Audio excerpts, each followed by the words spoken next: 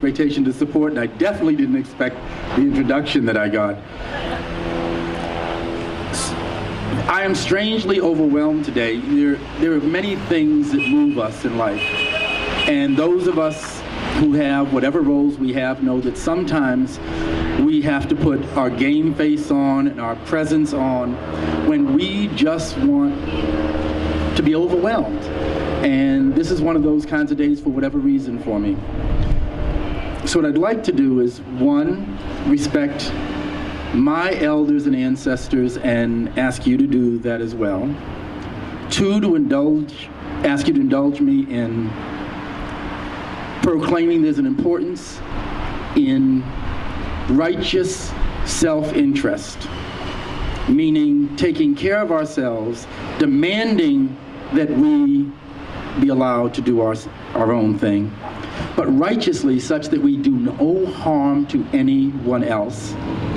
And the third, which is to demand responsibility of the institutions, that means all of them, that we, the people, created. And so what do I mean by that? Just to name a few ancestors. I'm a dean of the College of Ethnic Studies, the only one in the nation, born of a revolution here in San Francisco that was multi-ethnic, multi-gendered, multi-political.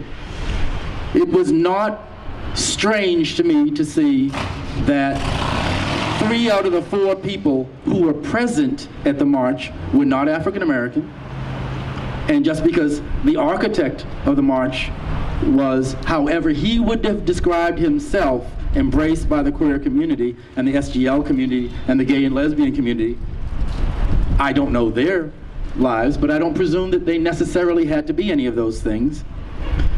But their ancestors, the first dean before me, the civil rights movement that produced not only my ability to be this dean, but to enter higher education at all. The people, some of whom might have also included me in those movements, who kept us alive in this city, whether we were labeled positive or negative during the plague. There are people standing here right now, well, several that I'm looking at right now, who I know were there, and Ernest, you're closest, so I'm going to pick on you in a positive way, but people who were here before I was here holding it down, such that whether you were positive or negative, you had people fighting to make sure you were alive. And as an educator, and I do call to a creator higher than any one of us for myself. Whether you call it God, you call it love, you call it earth, you call it whatever you want to call it. But if you believe that something connects us bigger than you, call to it right now and as often as you need, because we're going to need that. But there are people who have kept us alive, and I want to respect that. Two, as an educator, I need to claim that educators can either be helpful or your biggest problem.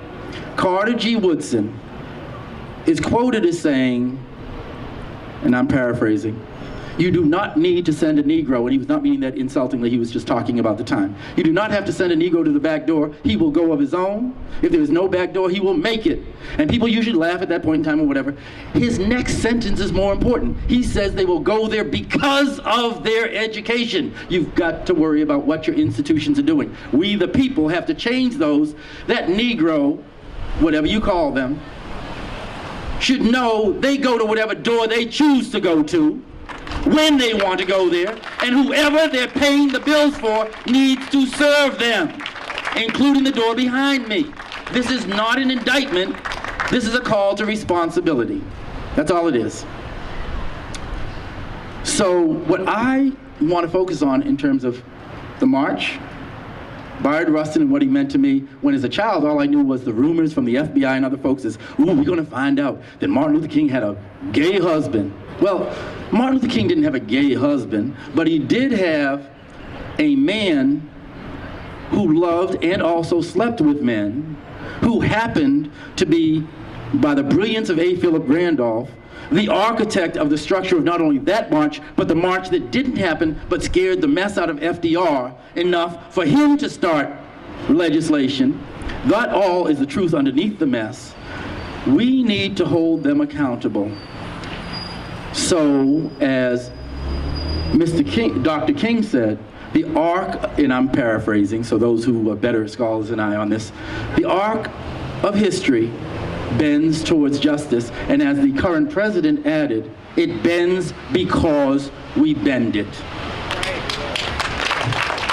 So I thank you for the privilege, the Bayard Rustin Coalition that I'm a part of and that I love. But if we're here, I'm asking you to indulge me one opinion. Stand where you are, as who you are, do no harm, and demand that any institution that does not want to fall today serve us or submit its papers of retirement.